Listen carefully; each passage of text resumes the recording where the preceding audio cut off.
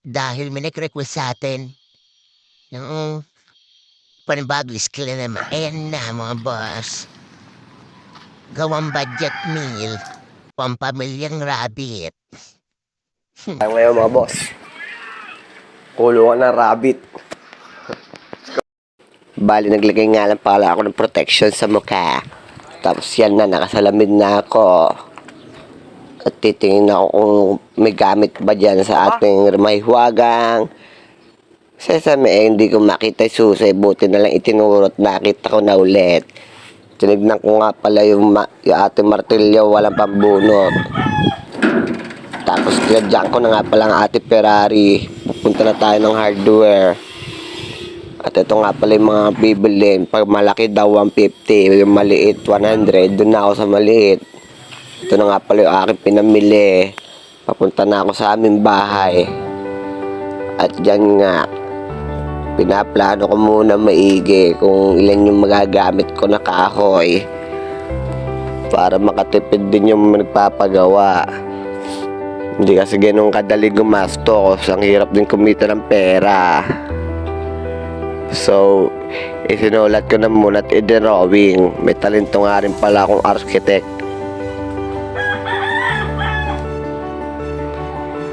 Para sa mga gusto magpagawa dyan ng kulungan ng aso, just PM me. Tingnan mo naman ang mga pormahan. Diyan nga pala iniisip ko na malalim. Baka nga ito nagtipid ako sa kahoy, hindi naman nakapasok yung rabbit.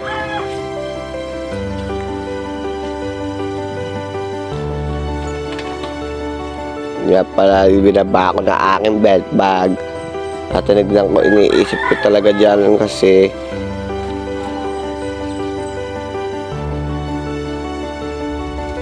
at yan na nga sinimulan ko na napag-divide ko na rin at iniiwa ko muna ng 4 na poste.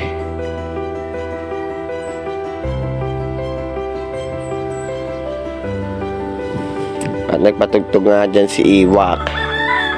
Sabi ko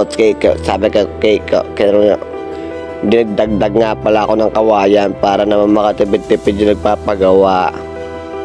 Minsan tutulungan din natin yung mga customer kasi alam natin kung paano makatipid.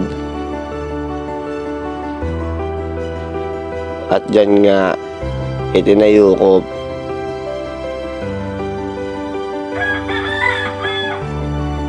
Kailangan nga pala walang pagkakamali kasi yung martilyo walang pambunot ng pako.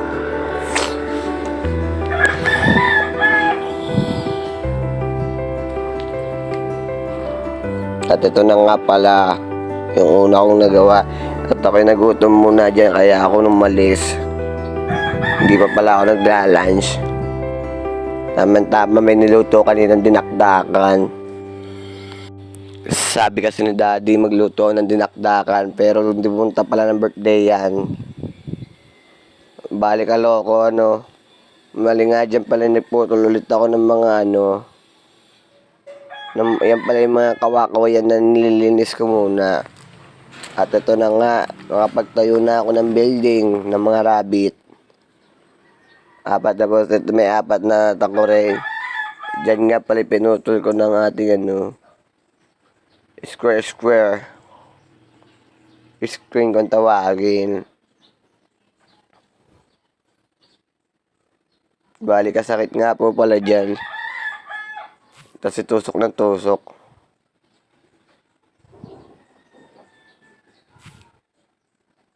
Ayun nga pala, nilagyan ko ng sahig. Tapos para hindi ako nakampante kaya nilagyan ko ng sa gitna.